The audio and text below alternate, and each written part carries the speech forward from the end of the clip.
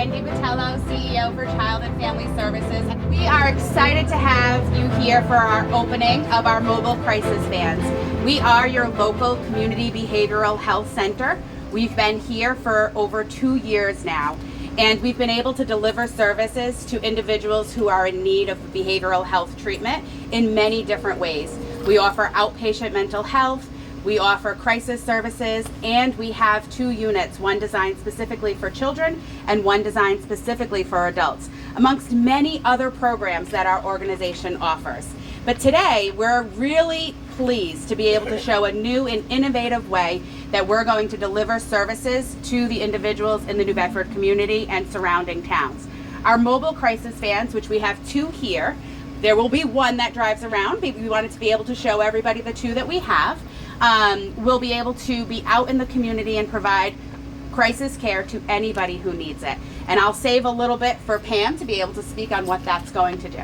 We also really want to thank everybody who came out to see what we have to offer, and to thank the elected officials and our police force and everybody else who is here to be able to push this out and get the word out to the community. I do want to be able to pass it over to Pam so she can share more about what these mobile vans will do in the community. Thank you, everybody. So I did write a little speech. I want to make sure I got it right. So good morning, everyone. Thank you all so much for joining us on this truly momentous occasion. What began as an idea, a hope, really, has now become a reality standing right here before us. This achievement would not have been possible without the support of our senior leadership, Wendy, Kim, who's our CFO, and Shonda. Thank you. Thank you for believing in this vision, for embracing my bold ideas, and for standing by me through every step of this journey. Your trust, your encouragement, and your leadership made this all possible. Behind these vans are countless hours of work, late nights, problem solving, tough decisions, and deep commitment to ensuring we delivered something truly meaningful for the community. We didn't just want to build something functional, we wanted to build something that's patient-centered, community-focused, and yes, aesthetically pleasing. Every detail was intentional. Trust me, the wrapping was intentional, right, Wendy? Yes, it was. I also want to take a moment to recognize the heart of this project, our mobile crisis team. Your support throughout this process has meant everything, and more importantly, the work you are about to do inside this van will truly change lives. You will be out in the community, meeting with people at their most vulnerable moments, offering hope, care, and support when they need it most. It takes an incredible compassion, skill, and strength to do this work. I could not be prouder of the team we have in place. Thank you for showing up every day with heart, purpose, commitment to the people we serve. This project is also a powerful example of what happens when community leaders come together with a shared mission. Of course, a heartfelt thank you to the Department of Public Health, especially Stephanie, for helping fund this New Bedford van and believing in the impact this project could have. And on a lighter note, I have to say a special thank you to my husband, who has listened to me talk about this van nonstop for months, well, 2 years plus. I think today marks not only the launch of this van, but also the end of me starting every conversation at home with, you know what we should do with an MCI van? You're officially off the hook, Pete. Today we launched the very first mobile crisis van of its kind in the state. I'm confident it won't be the last. I believe others will follow this example and expand this model to better meet the needs of their community. A sincere thank you to Mayor John Mitchell, who was going to try to be here today, for his continued support and dedication to mental health innovation, especially to Child and Family Services, and to the New Bedford Police Department, Deputy Belong, as well as Reverend Lima, and thank you to our new chief, who's also here today. Your partnership and unwavering support have been instrumental. Your collaboration sends a strong message about what it means to care for the community. And then my last page. Today is not just a celebration of what we built, but of what we're going. This is about creating a future where care is accessible, mobile, and built around the needs of people. So the van will actually, just to give you a little snapshot, it is out there to do mobile crisis assessments. These are for individuals that are struggling with mental health and substance abuse. And these are the individuals that don't necessarily know where to go to get treatment. They might not have access, they might not get on the bus, they might have fears to get on the bus, they might not have a vehicle, they might not have cell phones, but they're struggling. The folks that you guys see every single morning sitting at the bus station with nowhere to go and that are suffering. Our goal is to be visible. We're not soliciting anybody into the van. We're just going to be a presence so that somebody one day knocks on the door and says, I need help, can you help me?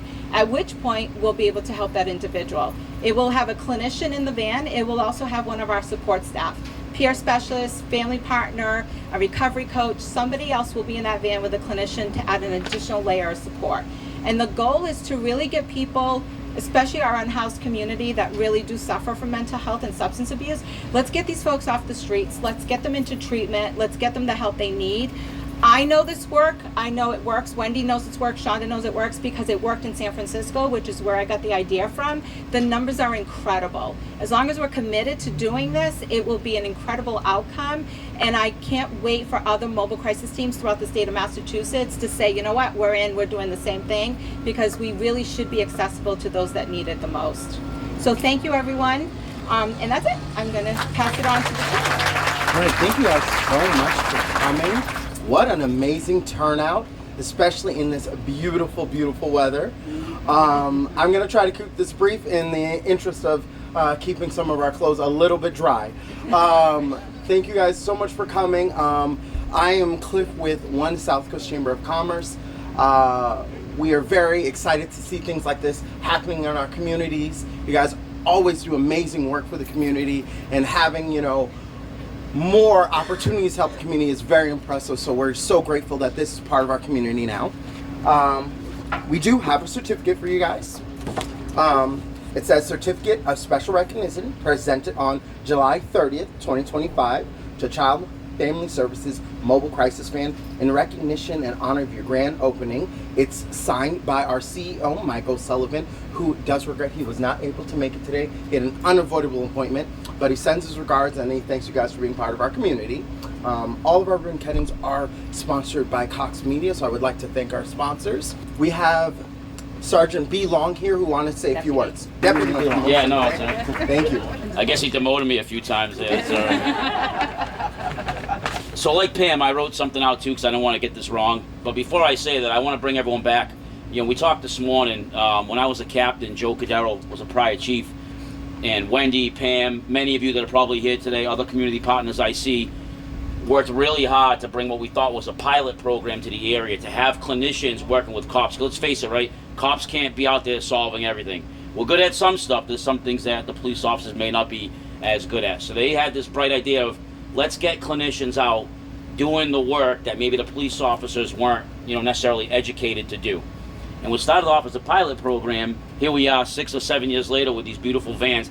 This is a tremendous success, and I want to take a minute and just congratulate all of you that are here for this, because this is really great. So round of applause for that.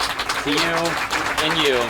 And to you for letting us, right? Yeah. Getting the police force to be welcoming of clinicians riding around in police cars was no small feat, but one that it's been great. The partnership has been amazing, and we're really appreciative of that. So I wrote something down I want to read to all of you. Good morning.